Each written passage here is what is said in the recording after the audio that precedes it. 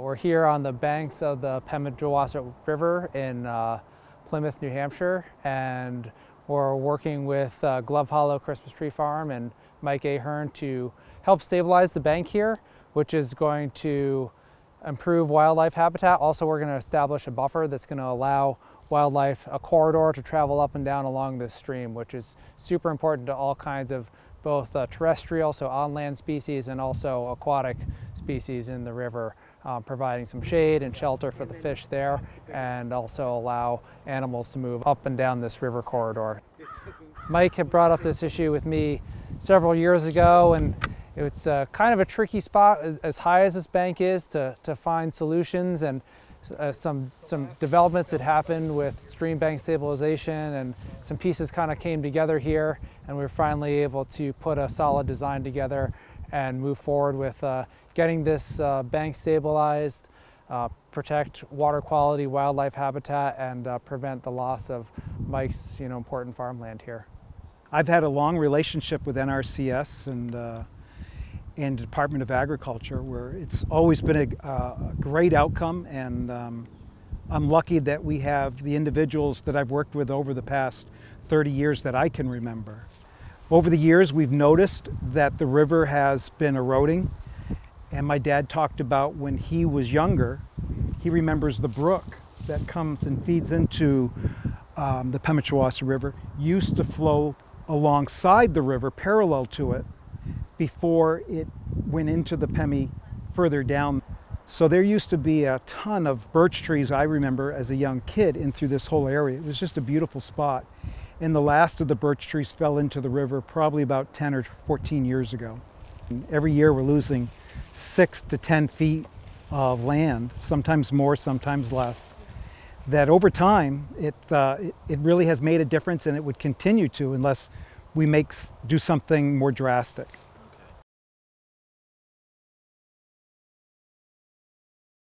I'm just really excited that this project gained the attention of John Field and the USDA and the NRCS. It's been an interesting last couple of years when I first found out that our project got selected, and it was pretty exciting. But being here on the farm and all of a sudden seeing the first couple of trucks, dump trucks, come through. Rarely you see trucks of that size down in this field. Then after you start, over the period of 2 weeks, it was truck after truck after truck. And seeing all this material of stone and boulders and logs, full-length logs and material. And it was just stacked up all along the edge of the waterfront. And it got pretty exciting. And then to see the equipment start to get dropped off, it kind of validated the value of the farm. When the equipment started working and you could see them, halfway down the embankment and all the changes that they were making, it's like, wow, this is really happening. It was so many years of watching my family feel helpless, that there was not much they could do to protect the river. 50 years ago, 45 years ago, I remember a huge stand of birch trees growing. And it was just such a beautiful spot. And about 15 years ago, the last white birch or so went into the river. Huge trees were falling into the river, and just the whole root system would just lift right up, and then that spot would be gone in another 2 years. But in the spring, we would come down here, we would see a fault line that's about 10 feet into the land, and we would just, throughout the summer, that fault line would just drop into the base 30 foot down into the river. And then sometimes when we'd have a high water flooding event, we would see an area of probably 60 feet diameter, just a big round hole that would just be taking out. And this would happen continuously every spring.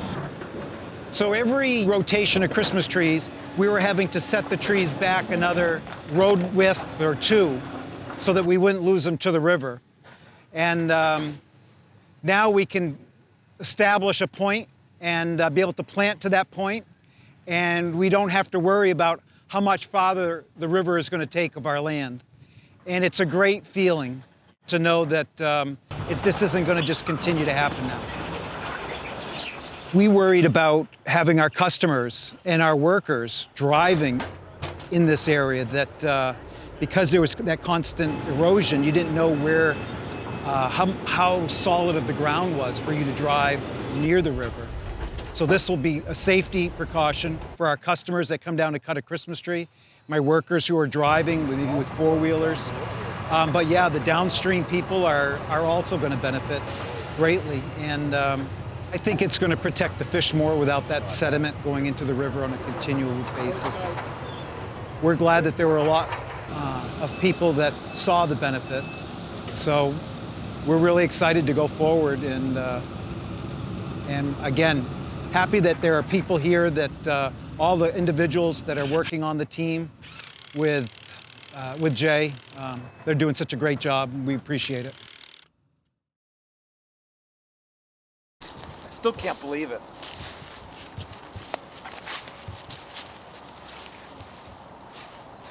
I don't think I've seen any erosion or anything.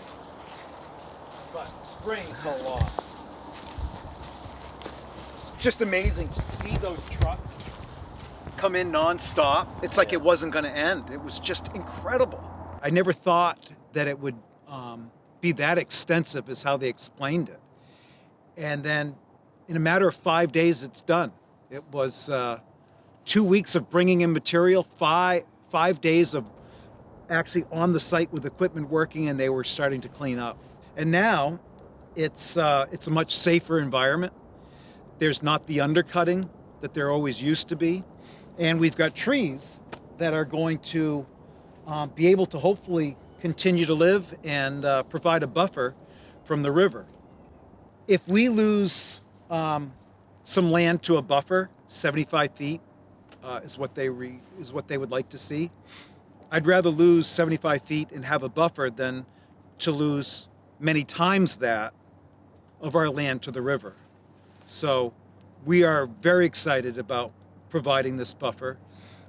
It's a little sad to know that when the canoers or the tubers are going downriver, that they can't see our trees, potentially. That's a little bit of a loss, because we love that people can appreciate what we have and see and get to walk through every day. But it's definitely something that was well worth the trade-off. Working with NRCS, they've been a big help to my dad and myself. And knowing that my family, my kids, are going to take it over at some point. But NRCS has been a huge help over the years. It was a small project, this was a large project, and it was humbling to know that they chose us to do this project. And I hope that they can do more projects throughout the state. And hopefully the success that this has on our farm will be just a building block to do more in other locations.